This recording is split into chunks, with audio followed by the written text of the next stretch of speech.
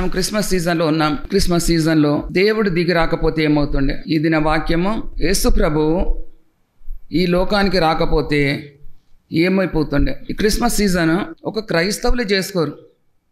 ఎంతమంది చేసుకుంటారు? ప్రపంచమంతటా చేసుకుంటున్నారు ఆయన పండగ. ఆయన పుట్టినాడని ప్రపంచమంతటా పండగ చేసుకుంటున్నారు. నమ్మని వాళ్ళు, నమ్మిన వాళ్ళందరూ. తర్వాత ఇది ఒక్కరోజు పండగ కాదు, దగ్గర దగ్గర 3 నెలల పండుగ వాళ్ళు చేస్తున్నారు. ఇలాగూ ఆయనకి ఎంత ఇంపార్టెన్స్ ఉన్నదని అంటే, ఆయన దేవుడు అనుకోకపోవడానికి ఏది కూడా రుజువు లేదు. ఈయన నిజముగా దేవుడు, ఈయన నిజంగా దేవుని కుమారుడు. కాబట్టి ఆయనను పూజించండి అని దయ్యాలు వల్లిస్తున్నాయి. ఆయన దేవుడని మనం ఎట్లా ఆరాధిస్తున్నాం? నీవు నేను ఎలాగ ఆరాధిస్తున్నాం? అందరం ఇప్పుడు ఆరాధన చేద్దామంటే నిలబడి ఆరాధన చేశాము. వ్యక్తిగతంగా ఎలాగ ఆరాధిస్తున్నాం? ఒక సహోదరి ఎలాగ ఆరాధించింది? వెనుక నుండి వచ్చి ఆయన డైనింగ్ టేబుల్ దగ్గర కూర్చుంటే ఆయన పాదాలు పట్టుకొని ఆయన పాదాలను కన్నీటితో కడిగింది. అది ఆమె ఏర్పాటు చేసుకుంది. ఆమె ఎన్నుకున్నది. ఎలాగో నా కన్నీళ్ళతో ఆయన పాదాలు తొడవాలి, ఆయన పాదాలు కడగాలి. ఎందుకనంటే నేను పాపాత్మురాలి కాబట్టి. ఎలాంటి పాపం చేసింది, ఎలాంటి శిక్ష వస్తుంది? ఆమెకు భయపడిపోయింది. ఆమెకు ఎవరు ఫోర్స్ చేయలేదు. ఆమె వెనుక నుండి వచ్చేసి ఏం చేసింది? ఆయన పాదాలు పట్టుకొని తన కన్నీటితో తుడిచింది. మళ్ళీ తాను తీసుకొని వచ్చిన అత్తరుబుడ్డిని పగలగొట్టి ఆయన పాదాలకు పూసి ఆమె తల వెంట్రుకలతో తుడిచి అలాగూ ఆరాధన ఆమె చూయించింది మనకు మాదిరిగా. నా పద్ధతి ఇది, నీ పద్ధతి ఏంటో నువ్వు చూసుకో. ఒక్కొక్కరు వ్యక్తిగతంగా దేవుని యేసుప్రభుని ఆరాధించాలంటే వ్యక్తిగతంగా ఎలాగ ఆరాధిస్తున్నాం? కొంతమంది కన్నీటితో ఆరాధిస్తున్నారు, కొంతమంది మూలుగుతో ఆరాధిస్తున్నారు, కొంతమంది స్తుతి చేస్తూ ఆరాధిస్తున్నారు. నీవు ఏంలాగా ఆరాధిస్తున్నావో ఒకసారి జ్ఞాపకం చేసుకొని, ఈ పాపాత్ములైన స్త్రీ ఆమె ఎలాగ ఆరాధించిందో ప్రపంచమంతా ఆమెను చెప్పుకుంటున్నారు. ఆమె విషయమై ప్రశంసిస్తున్నారు ఆమె చేసిన ఆరాధన. తర్వాత యేసు ప్రభు ఈ జననము ఈ దేశమే కాదు, ఇతర దేశాలు కూడా ఎంతోమంది ఈ క్రిస్మస్ పండుగ చేసుకుంటున్నారు. అలాగే కాకుండా యేసు ప్రభువుని అందరూ కూడా నిజమైన దేవుడు ఈయనని, ఆయన దగ్గరికి రావాలంటే నాకున్న అలవాట్లన్నీ విడిచిపెట్టి రావాలా. యేసు ప్రభు 100% ప్రాక్టికల్ ప్రీచర్ ఆయన. కాబట్టి ఆయన చెప్పడమే కాదు, ఆయన చెప్పింది చేశాడు. మనము చెప్పడం మాత్రమే చెప్తున్నాం కానీ చేతల్లో లేదు. కానీ ఆయన క్రియల ద్వారా ఆయన బోధలు బోధిస్తున్నాడు. కాబట్టి ఆయన బోధ అందరూ కూడా నమ్ముకుంటున్నట్టు ఇక్కడ మనం చూస్తున్నాం. ఆయన బోధలన్నీ కూడా మనుషులను ఎంతో ప్రభావితం చేసింది. గాంధీ గారు సాత్వికులు ధన్యులు భూలోకమును స్వతంత్రించుకుంటారని దాన్ని చదువుకొని ఆయన ప్రభావితుడైండంట. తర్వాత కింగ్ మార్టిన్ లూథర్, ఆయన దేవుని వాక్యాలు విని ఆయన కూడా ప్రభావితం అయిపోయాడు. ఇంకొక అతను నెల్సన్ మండేలా, ఆయన యేసుక్రీస్తు బోధలు విని ఆయన కూడా ఆఫ్రికా ఖండంలో ఆయన యేసు ప్రభులాగా తయారైపోయాడు. వీరు ముగ్గురు నడిచిన బాట యేసుక్రీస్తు బాట. మహాత్మా గాంధీ అంటాడు, ఇలాగూ నేను యేసుక్రీస్తు బోధలు విని ప్రభావితుడయ్యాను. మళ్ళీ నెల్సన్ మండేలా, మార్టిన్ లూథర్ గారు. కాబట్టి వీళ్ళు దేవుని మాటల ద్వారా వాళ్ళు ప్రభావితమై వాళ్ళు ఆ బాటలో నడిచారు. అందుకని మనకు స్వాతంత్రం వచ్చింది. ఇంకా 3 రాజులు ఉన్నారు. మొదటి రాజు చూడండి, అలెగ్జాండర్ ది గ్రేట్. ఆయన గ్రీకు వీరుడు. ఆయన ఏం చేశాడంటే ప్రపంచాన్ని గెలిచాడు. దేని ద్వారా? యుద్ధాలు చేసి ఎంతమందిని చంపి రక్తం ఒలికించి. అయితే ఆయన ఏమంటున్నాడంటే భూమి ఒక్క భాగం ఉన్నది, నీరు 3 భాగాలు నీరున్నది. ఈ 3 భాగాలు నీరు లేక భూమి ఉంటే అదంతా గెలుచుకుంటుంటే, ఈ భూమి నుండి ఆకాశానికి నిచ్చెనుంటే దేవుడుండే స్థలం అది, ఆకాశాన్ని కూడా గెలుచుకుంటుంటే. అంత అహంకారంగా మాట్లాడిండంట ఆయన. దేవుడు అనుకున్నాడంట ఈయనని ఎలాగో చంపాలి అని చెప్పేసి మలేరియా ఎవ్వరు కూడా దానికి మందు కనిపెట్టలేదంట అప్పుడు. అయితే ఆ మలేరియాని రప్పించాడు ఆయన. రప్పించగానే ఆయనను బాగు చేయాలని వరల్డ్లో టాప్ డాక్టర్స్ని పిలిపించాడంట. పిలిపించి అందరితో ఆయన ట్రీట్మెంట్ చేయించుకొని ఆయన ఇంత కూడా బాగాలి. ఒక్కసారి దేవుని ఉగ్రత వస్తే నువ్వు ఎన్ని మందులు వాడినా, ఎన్ని చిట్కాలు వాడినా దానికి విరుగుడే లేదండి. చప్పలు కూడా స్తోత్రాలు చెల్లిస్తాం. హల్లెలూయా, హల్లెలూయా. ఆయన ఏమన్నాడంటే, ఈయనకు మలేరియా రప్పించిన తర్వాత డాక్టర్స్ ఏం చేయలేకపోయే వరకు అప్పుడు ఇంకా ఆయన చనిపోయే స్థితికి వచ్చాడు. చనిపోయే స్థితికి రాగానే అప్పుడు ఆయన అంటున్నాడు అన్నట్టు, మీరెవ్వరు కూడా, మా చుట్టాలు, మా రిలేటివ్స్, నా కుటుంబీకులు ఎవ్వరు కూడా నేను చనిపోయిన తర్వాత నా శవాన్ని బాక్స్లో పెట్టేసి అది మొయ్యకూడదు, మీరు అందరు డాక్టర్స్ మొయ్యాలి. ఇలాగ ఎందుకు అనంటే, మనిషి ప్రాణం అది ఒక్క దేవుని చేతిలోనే ఉన్నది. ప్రతి ఒక్కరు కూడా దేవుణ్ణి నమ్ముకోవాలని ఆయన చెప్పి చచ్చిపోయాడు. రెండవ వాడు ఎవరంటే జూలియస్ సీజర్. ఆయన రోమా చక్రవర్తి. ఆయన కూడా యుద్ధాలు చేసి విర్రవీగాడు. మూడవవాడు నెపోలియన్ బోనాపార్ట్. ఆయన ఫ్రాన్స్ దేశపు చక్రవర్తి. వీళ్ళందరూ కూడా మామూలు వీరులు కాదట. వీళ్ళు చాలా బలశూరులు, యుద్ధశూరులు. చాలా యుద్ధాలు చేసి చేసి ప్రపంచాన్ని ఇది చేసుకొని, వీళ్ళు ప్రపంచాన్ని భాగాలు చేసి వాళ్ళే ఏం చేసుకున్నారంటే ప్రపంచాన్ని చిన్నాభిన్నములుగా చేద్దామని అలాంటి ప్లాన్లో ఉన్నారన్నట్టు. అంటే యేసుక్రీస్తు ప్రభు రాకపోతే ప్రపంచం ఏమైపోయేదో, బలహీన దేశాలన్నీ కూడా ఏమైపోయేటో తెలియదు. బలమైన దేశం ఒక అమెరికా, ఒక ఇంగ్లాండ్ అలాంటివే ఉండేది తప్ప బలహీన దేశాలన్నీ కూడా ఉండేది కాదు. కానీ ఎప్పుడైతే యేసుక్రీస్తు ప్రభు వచ్చాడో ఆయన శాంతి, ఆయన సమాధానం, ఆయన ఎలాంటి ప్రేమ చూయించాడో అది చూయించిన తర్వాత ఎంతోమందికి కనువిప్పైపోయి ఇప్పుడు లోకము, ప్రపంచం ఇలాగ నిలబడ్డదంటే యేసుక్రీస్తు ప్రభు మన లోకానికి వచ్చినందుకే అని ఇక్కడ మనం నేర్చుకుంటున్నాం. కాబట్టి ఈ ముగ్గురు కూడా ఎలాగున్నారనంటే గర్వము, అహంకారము, నేను ఇంత సంపాదించినా, ఇంత గెలుచుకున్నా అని చెప్పేసి. అందుకని సామెతల గ్రంథంలో ఏమంటాడు, నాశనానికి ముందు గర్వం నడుస్తుంది, నాశనంకు ముందు గర్వం నడుస్తుంది. కాబట్టి నీకు గర్వం వచ్చిందంటే నీకు నాశనము నీ వెనుక వస్తుందని. కీర్తన 62:11 చూడండి. బలం ఎవరిది? దేవునిది బలం. ఒక్కసారి అంటే మనకు 2 సార్లు వినబడుతుంది. దావీదుకు 2 సార్లు వినబడ్డదంట. అంటే నువ్వు అతిశయపడతావేమో, నువ్వు అతిశయపడ్డావేమో, జాగ్రత్త. బలం ఎవరిది? నీకు ఇచ్చిన బలం నాది. కోతకాలం పండుగ మనం ఎందుకు చేసుకుంటున్నాము? అన్నిటప్పుడు మనం ఒక్కంత ఇస్తున్నాం. కానీ కోతకాలం పండుగ ఎందుకనంటే నీ సమర్పణ జీవితం మనకు కావాలి. హేబేలును అతని అర్పణను ఆయన లక్ష్య పెట్టెను, కయ్యను అర్పణ లక్ష్య పెట్టలేదు. ఫస్ట్ కయ్యను ఆయన లక్ష్య పెట్టాలి, ఫస్ట్ నన్ను లక్ష్య పెట్టాలి, నన్ను ఇష్టపడాలి ఆయన.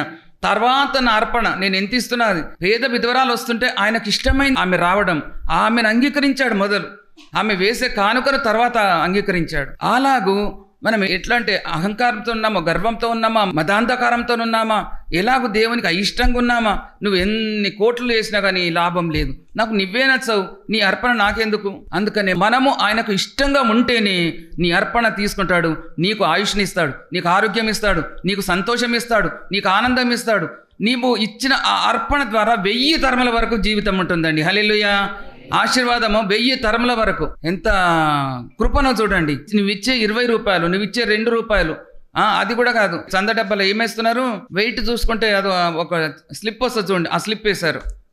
దేవుడు నీకు అంతా కనబడుతున్నాడా? అందుకని నిన్ను ఆయన ఏం చేయాలి? అంగీకరించాలి మొదలు, తర్వాత నీ అర్పణను అంగీకరిస్తాడు. ఈ కోతకాలం పండుగ అన్ని పండుగల కంటే ముఖ్యమైనది. ఎవరు రాలేదో వాళ్ళు దురదృష్టవంతులు, వాళ్ళు భాగ్యహీనులు. నిజమే, నేను నా దేవునికి ఏమేమి ఇవ్వాలని వీళ్ళకి ఎవరు చెప్పలేదు. కయ్యను కానీ హేబేలు కానీ ఎవరిని చెప్పి ఆదాము చెప్పాడా, అవ్వ చెప్పిందా, దేవుడు చెప్పాడా? ఎవ్వరు చెప్పలే. వారంతట వారే వచ్చి అర్పణ చెల్లిస్తున్నాడు. సంతోషంతో రావాలా.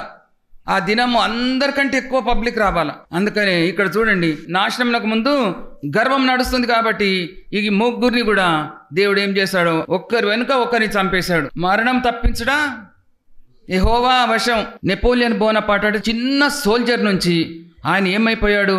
పెద్ద చక్రవర్తి అయిపోయాడు. ఆయన కూడా అలా గర్వించాడు. ఆయనను గద్దె దింపి గడ్డి మేయించాడంట దేవుడు. ఎంతో దుర్మార్గుడు. అయితే ఆయన కూడా చంపించేశాడు. తర్వాత జూలియస్ సీజర్, అతని ముందు అలెగ్జాండర్, తర్వాత నెపోలియన్, ఈ ఇద్దరిని చూశాడు. ఈయన కూడా మూడవాడు. కాబట్టి ఆ ముగ్గురు కలిసి ఏం చేశారంటే ప్రపంచాన్ని చీల్చేద్దాం అనుకున్నాడు. ఏం చేశాడనంటే దేవుడు వాళ్ళని నాశనం చేశాడు. వీళ్ళు గర్విష్ఠులని, వీరు గర్వమదాంధకారంతో ఉన్నారని. అందుకని ఎప్పుడైతే యేసుప్రభు ఈ భూమి మీదకి వచ్చాడో ఆయన ప్రేమను చూపించాడు, క్షమాపణ చూపించాడు, కాబట్టి దీర్ఘశాంతం చూపించాడు. కాబట్టి అందుకని శిష్యులు అడుగుతారు కదా, అయ్యా నా ఎడల ఒక సహోదరుడు తప్పు చేస్తే ఎన్నిసార్లు క్షమించాలి? 77 సార్లు క్షమించాలి అని అంటే నువ్వు అన్నిసార్లు లెక్కబెట్టి క్షమిస్తావా? నువ్వు క్షమిస్తూనే ఉండు. నిన్ను చిన్నదాన్ని ఇన్సల్ట్ చేసినా కానీ ఏం పర్వాలేదు, ఈ స్థానము దేవుడు హెచ్చిస్తూ ఉంటాడు. అమెరికన్స్ ఏంటనంటే యేసు ప్రభు బోధకు భయపడ్డారంట.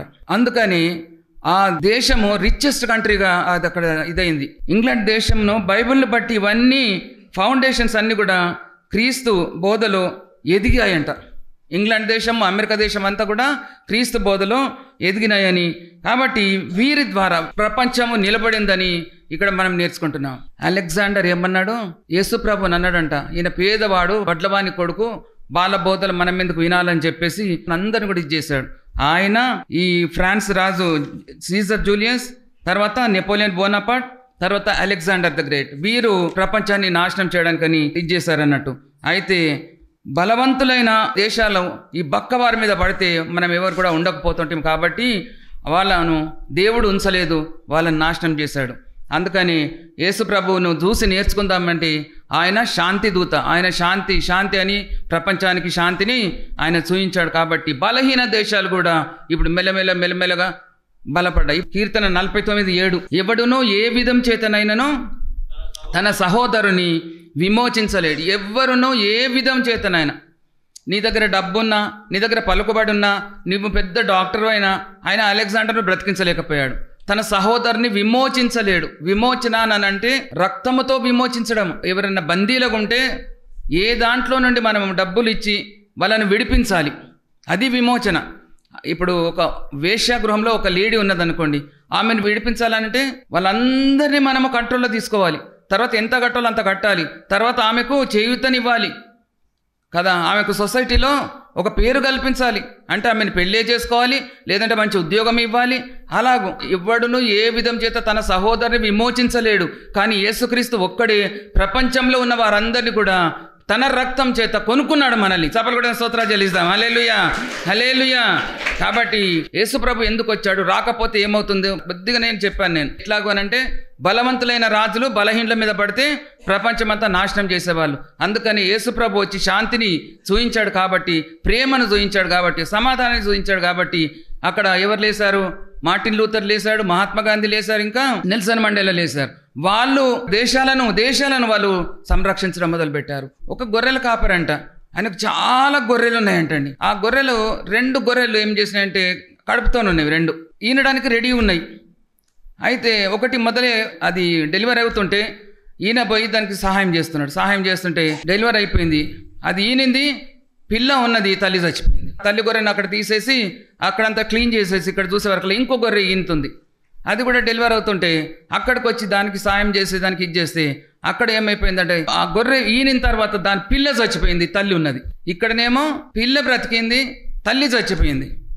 ఇక్కడనేమో తల్లి ఉన్నది, పిల్ల చచ్చిపోయింది.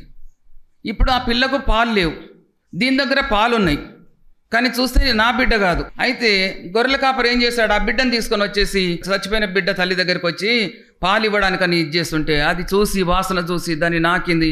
తర్వాత దగ్గరికి తీసుకుందామంటే ఇది నా రక్తం కాదు, ఇది నా గొర్రె కాదు, నా బిడ్డ కాదని అది గమ్మున పాలు ఇవ్వలేదు. పాలు ఇవ్వడానికి తీసుకుపోతే అది పాలు ఇవ్వకుండా వెళ్ళిపోతుంది. ఈయనకి ఏం చేయాలో అర్థం కాలేదు. ఆఖరికి ఆయనకు ఒక మంచి ఐడియా వచ్చిందంట. ఐడియా వచ్చి ఏం చేశాడు? ఆ చచ్చిపోయిన గొర్రె పిల్లది తోలంతా ఉడబికి ఆ తోలును తీసుకొచ్చి బతికిన దానికి కట్టి కుట్టేసిండంట. దాని బ్లడ్ అంతా ఈ పిల్లకు రాసి అప్పుడు మళ్ళీ ఈ తల్లి దగ్గరికి తీసుకొని వచ్చిండంట. అప్పుడు మళ్ళీ తల్లి దాని వాసన చూసి దాన్ని నాకి దగ్గర తీసుకుంటే అమ్మ ఇది నా రక్తం, ఇది నా బిడ్డనే అని పాలిచ్చిందంట. చప్పలు కూడా స్తోత్రాలు చెల్లిస్తాం. హల్లెలూయా.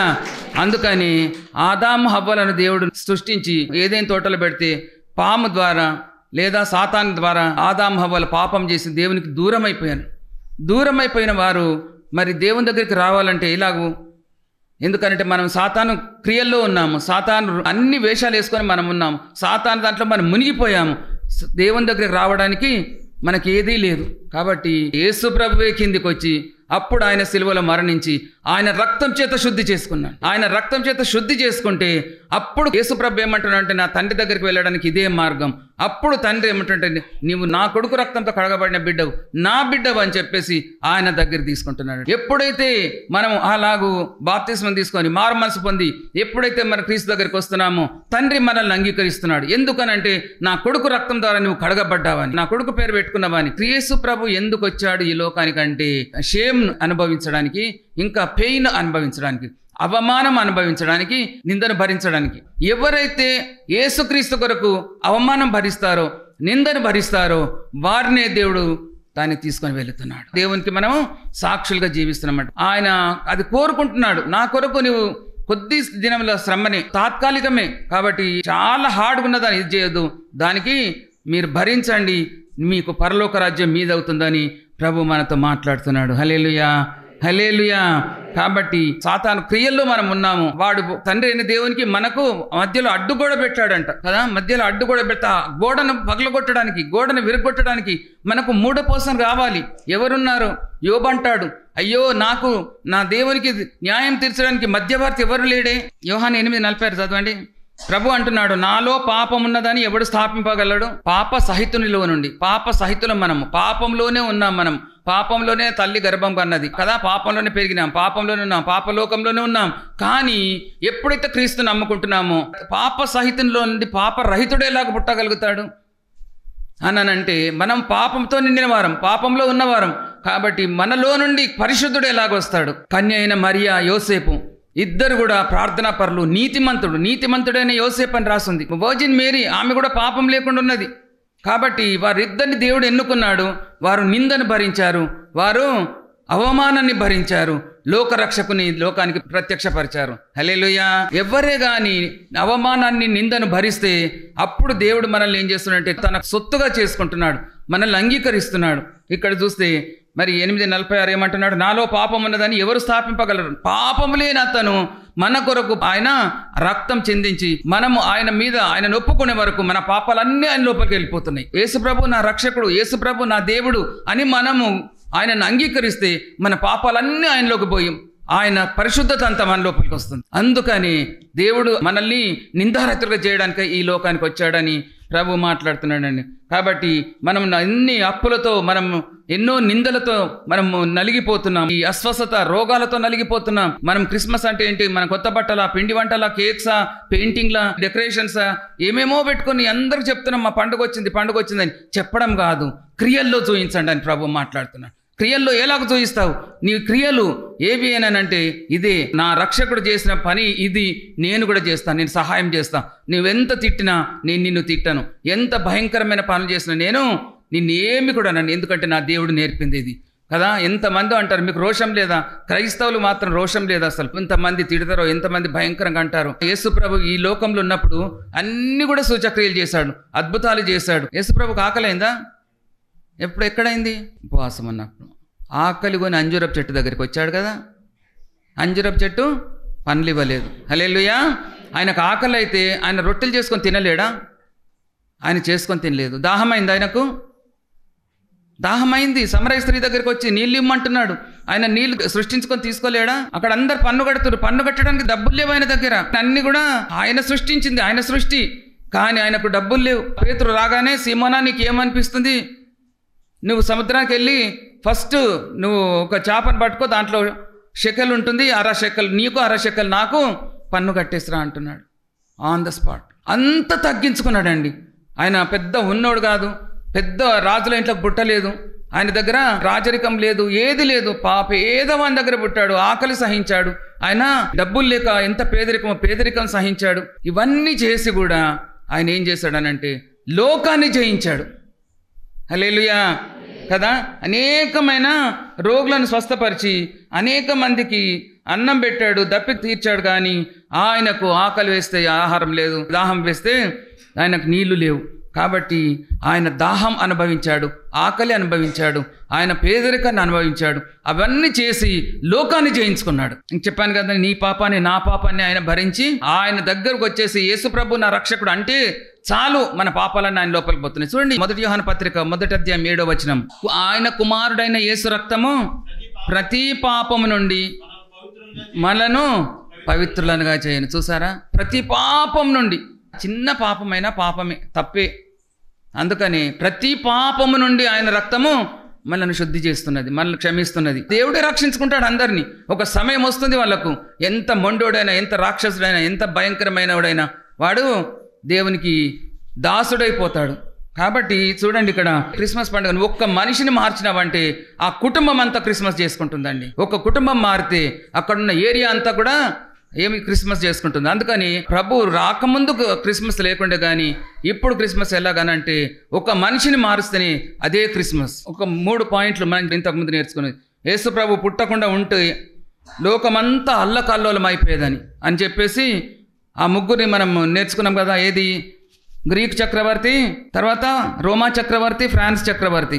ఆ ముగ్గురు ఎంత నాశనం చేయాలని చూశారో ప్రభు వచ్చిన తర్వాత, ప్రేమ క్షమాపణ వచ్చిన తర్వాత ప్రపంచం అంతా కూడా ఎంతో మారిపోయింది, ఎంతో సంపన్న దేశాలుగా అయిపోయినట్టు. రెండవది, పరమతండ్రికి దూరమైన మన మీద ఆయన రక్తాన్ని ప్రోక్షించి మరలా ఆయన దగ్గరకు చేయడానికే యేసు ప్రభు వచ్చాడు. మన ప్రతి పాప నుంచి కడిగి, గొర్రె ఎలాగో చేసింది, రక్తాన్ని వాసన చూసి నాకింది, తాకింది, తర్వాత అది ఎలాగో దగ్గర తీసుకొని దానికి పాలిచ్చిందో తండ్రి కూడా మనల్ని అలాగూ దగ్గర తీసుకుంటే యేసుక్రీస్తు వాసన వస్తుంది ఆయనకు. హల్లెలూయా.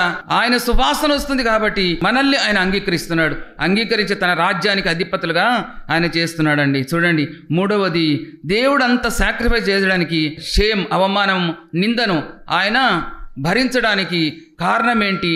ఎందుకు మనలను తండ్రితో జతపరిచిన విధానము అలాగూ మనకు చూపించేందుకు వెళ్ళిపోయాడు అని అంటే, భూమి మీద నలుమూలల ప్రజలకు మనం తెలపాలి ఏంటి అని అంటే యేసు ప్రభు అంటే ఎలాంటి వాడని. ప్రభు నీ కొరకు నా కొరకు, నీవు దూరం అయిపోయావు కాబట్టి నీ కొరకు నా కొరకు వచ్చాడు.